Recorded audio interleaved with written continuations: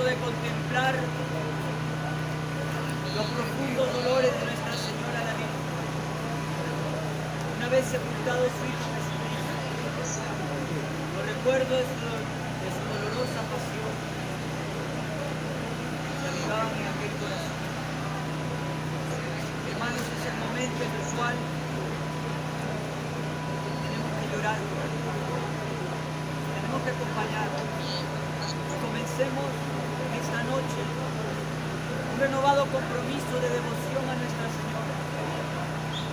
Y si somos auténticos devotos de la Virgen María, y si escuchamos siempre y repetimos constantemente la salutación del ángel, viviremos en el corazón inmaculado de Jesús.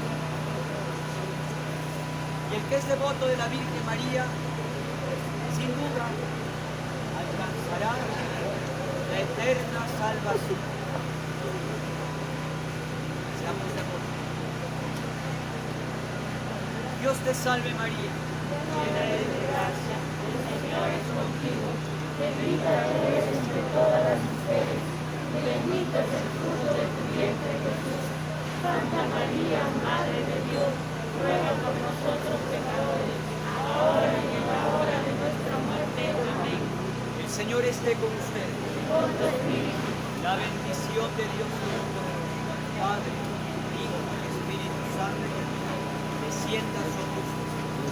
Amén.